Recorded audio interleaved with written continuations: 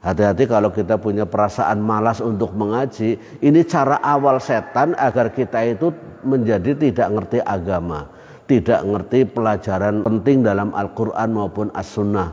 Maka dibikin malas ngaji. Kalau sudah malas ngaji, merasa pinter sendiri, saya sudah tahu semuanya, garing lakoni tok, kan begitu biasanya. Bisikan syaitan ini harus hindarkan sejauh-jauhnya, karena ini akan menimbulkan kebodohan dan hanya orang-orang bodoh yang nantinya bersikap sombong dalam kehidupannya. Maaf, sebelum dilanjut mohon dibantu like, komen, dan subscribe serta tombol lonceng sebelahnya biar tidak tertinggal dengan video manfaat lainnya. Terima kasih. Mengawali kajian kita, monggo bersama membaca lafal basmalah. Bismillahirrahmanirrahim. Sehat Bapak-Bapak semua? Alhamdulillah. Pagi hari ini kita melanjutkan metode pembinaan terhadap anak-anak yang Allah contohkan dalam Al-Quran. Kita mengulas ayat yang nomor 18 surat Luqman. Sebagai muqaddimah tadi sudah kita baca ayatnya. Artinya dalam bahasa kita, Bismillahirrahmanirrahim, wala tusa'ir khaddaka linnas. Janganlah kamu memalingkan wajahmu dari manusia karena sombong, dan janganlah kamu berjalan di muka bumi ini dengan angkuh. Sesungguhnya Allah tidak menyukai orang-orang yang sombong dan membanggakan diri. Ini intinya di ayat ini adalah menghindari sikap sombong, agar manusia itu membersihkan diri dari sikap sombong. Kalau dulu pernah kita baca hadisnya bahwa sombong itulah yang menyebabkan iblis tidak taat kepada Allah, diusir dari surga. Ada beberapa catatan yang harus kita ingat. Biasanya orang itu akan menjadi sombong. Ada beberapa andil persoalan di sekitar hidupnya. Mungkin karena ziyadatul mal, hartanya tambah melimpah. Ini biasanya berpotensi untuk menjadi sombong. Mungkin memiliki pengaruh yang lebih kuat, ini bisa berpotensi menjadi sombong. Mungkin, Masya Allah, kalau tambah ilmu, ini juga orang berpengaruh menjadi sombong. Yang lebih fatal adalah manakala orang tambah amal tetapi bukannya menjadi rendah hati, tetapi menjadi sombong. Maka ini yang harus kita waspadai dalam diri kita. Jangan sampai kita memiliki sikap atau sifat sombong di hati kita. Karena pengabdian yang panjang yang dilakukan iblis itu disebabkan sombong, gagal menjadi orang baik, gagal masuk surga. Maka sekecil apapun bahayanya sombong ini harus kita bersihkan dari hati. Dulu juga sudah kita baca hadisnya, la yadkhulul jannata, tidak masuk ke dalam surga, mangkana fi qalbihi misqala dzarratin min kibrin, kalau dalam hatinya ada sebesar semut, ada sebesar biji sawi dari sifat sombong. Ada seorang sahabat yang dangu, wahai Kanjeng Nabi, bagaimana saya suka warna baju yang bagus, sepatu yang bagus, rumah yang bagus. Maka kata Nabi, sombong itu sebenarnya adalah batrul haq wa ghamtun nas, menolak kebenaran dan meremehkan manusia. Ayat 18 surat Luqman ini, kita tidak boleh memandang orang lain sebelah mata dengan sikap merendahkan, dengan sikap memandang hina. Ini yang tidak diperbolehkan.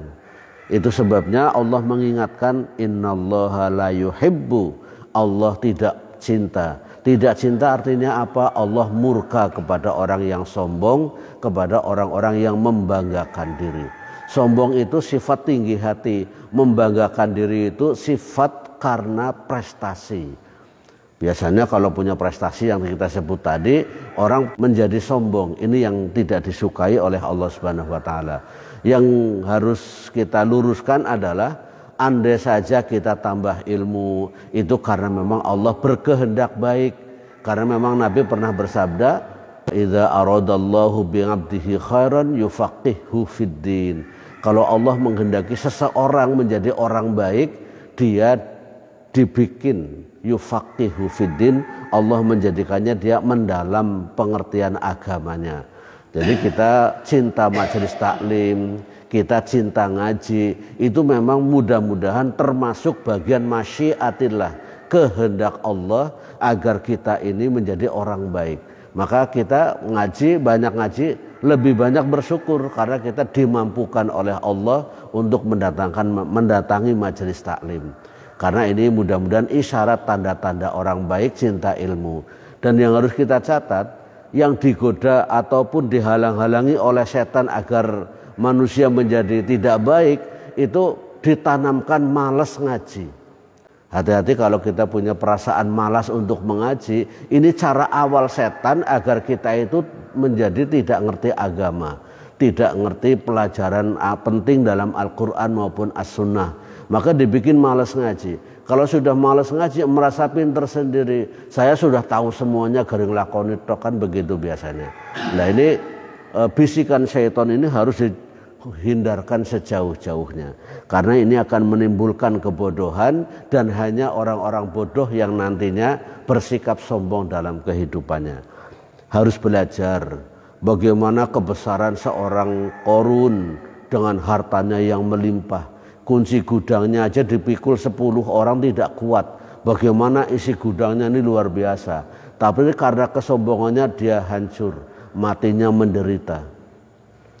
Bagaimana pula kesombongan seorang Namrud, raja yang sangat kuat pada waktu itu, tak tertandingi. Kalau dia punya mau akan terjadi, termasuk dia memiliki kekhawatiran yang lebih berdasarkan anjuran para ahli nujum, ini akan runtuh ke kerajaan kamu karena tahun ini akan lahir seorang pria, lahir seorang bayi laki-laki yang akan menghancurkan kerajaan kamu. Maka dia keluarkan peraturan, pokoknya kalau bayi laki-laki pateni, bunuh semuanya. Itu dia berkuasa seperti itu. Tapi Allah menghinakan seorang Namrud yang seperti itu, hanya didatangkan seekor nyamuk untuk membunuh seorang Namrud yang waktu itu sangat berkuasa dan jahat kepada Nabiullah Ibrahim alaihissalam. Nyamuk ini mungkin kalau kita lihat, kalau kadar gigit nyamuk masa bisa mati. Nyamuknya ini gigitnya disuruh milih di dalam hidung. Jadi tidak bisa diusir, tidak bisa diteplak. Dia akan berhenti gigit kalau digebuk pakai pentung. Nah pengawalnya kalau lagi ngebuk, kalau lagi gigit suruh mukul Namrud pakai pentung, baru berhenti.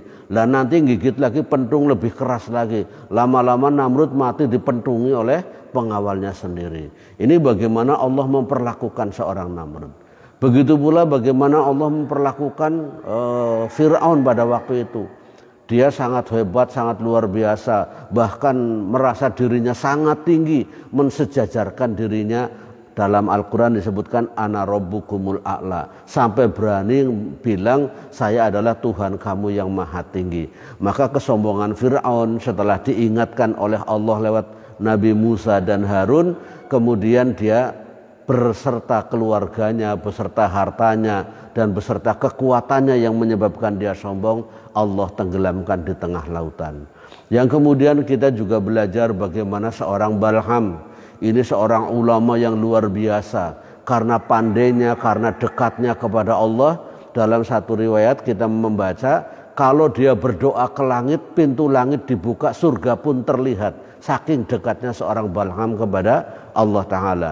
Suatu hari dia terjerumus dalam dunia, menturuti hawa nafsu dan cenderung pada kehidupan dunia yang fana ini.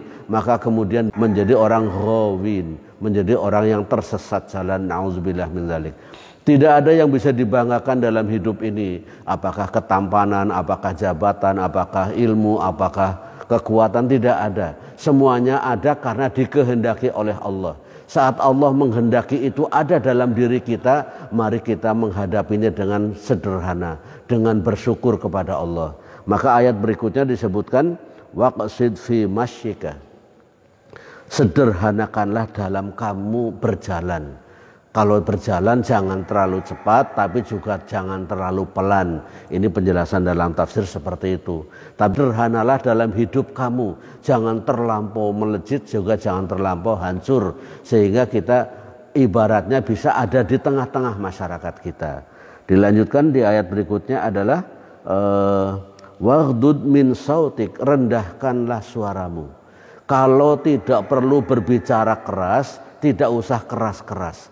Kalau memang cukup dengan berbisik-bisik, cukuplah berbisik-bisik. Soal suara ini Allah menggambarkan inna angkarul aswati la sautul hamir, bahwa suara yang tidak baik, semungkar-mungkarnya suara adalah suaranya keledai. Ngomongnya keras tapi tidak ada artinya. Ngomongnya keras tapi tidak indah, tidak merdu. Ini adalah suara keledai. Dia hanya berupa ringkikan melengking yang tidak indah untuk didengar. Maka ini kaitannya dengan masalah suara binatang. Keledai ini menjadi suara yang diibaratkan suara yang buruk. Tapi tentang masalah suara binatang ini Rasulullah pernah memberitahukan pada kita tentang masalah 3 suara binatang. Kalau kamu mendengar kukuruyuk ayam seperti tadi kita dengar itu supaya minta kepada Allah kebaikan-kebaikan, karena dia merasakan kehadiran para malaikat.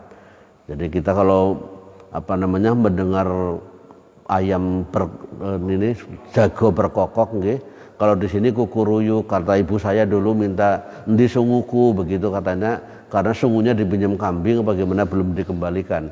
Tapi ini bukan begitu. Ini kata Nabi SAW, kalau kamu mendengar syiahad diakah, mendengar kukuruyuknya ayam jantan, maka fas'alullahal khair, mintalah kalian kepada Allah yang baik-baik, karena dia mendengar, merasakan kedatangan malaikat.